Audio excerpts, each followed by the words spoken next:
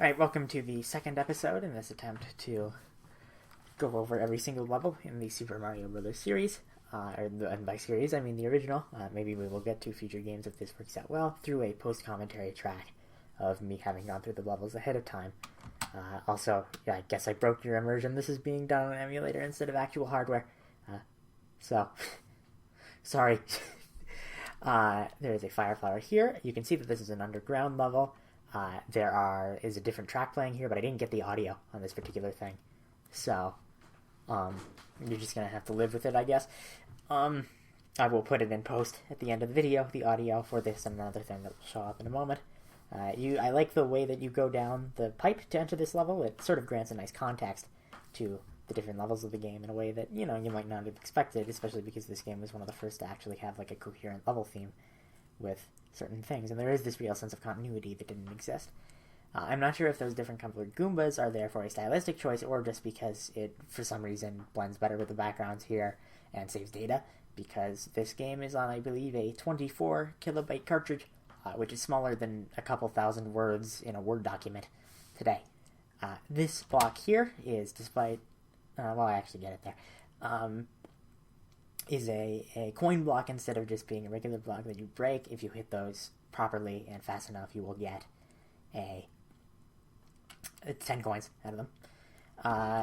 That is the Starman. It plays another special theme that I will add in post, probably as it plays instead of at the end of the video, and lets you kill enemies by contact.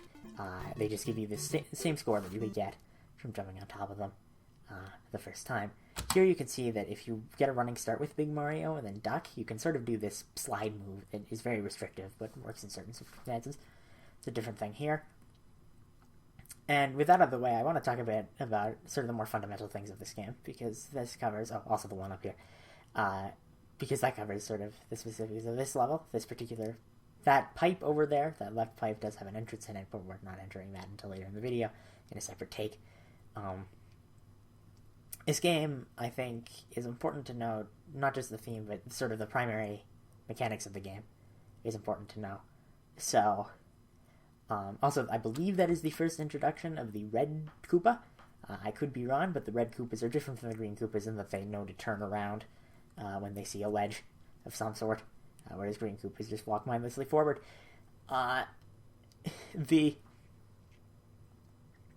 This game is, I think, the prototypical example of the style that Nintendo Research and Development 4, led by Shigeru Miyamoto, would do for their style of games. The division later got renamed to Nintendo EID, where it lasted until 2015, when the company restructured a little and Miyamoto wanted to step back a bit from the nitty-gritty in the production of games.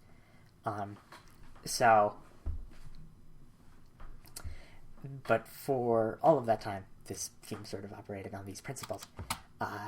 Everything is gameplay first.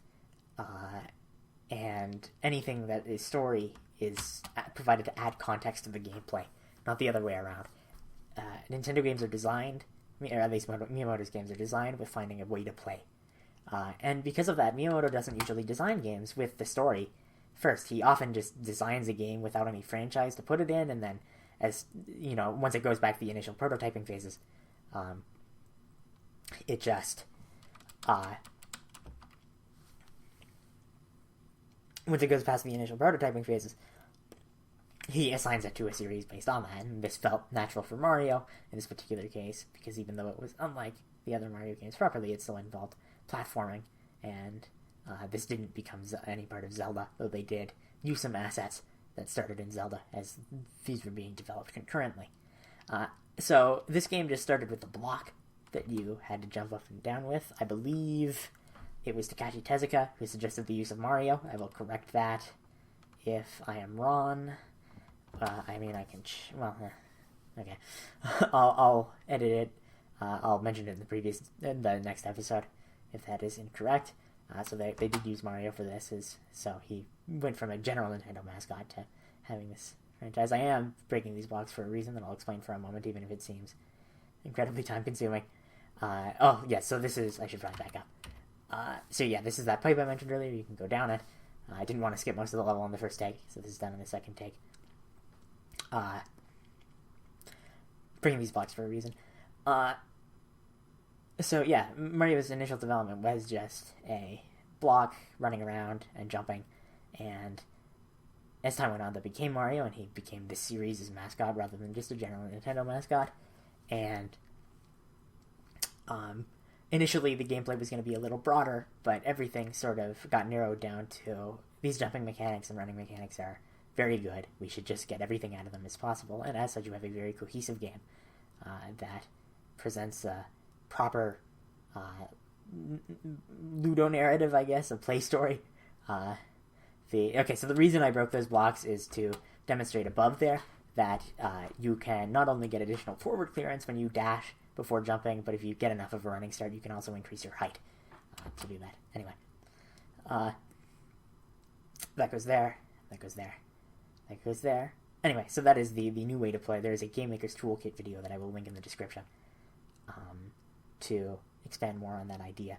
But it sort of started here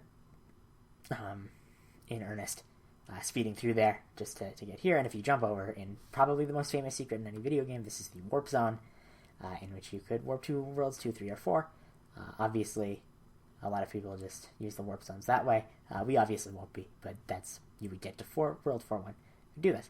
Alright, so that's that for this episode, except for the music tracks and other things that I might add in the subsequent things after this. Alright, bye.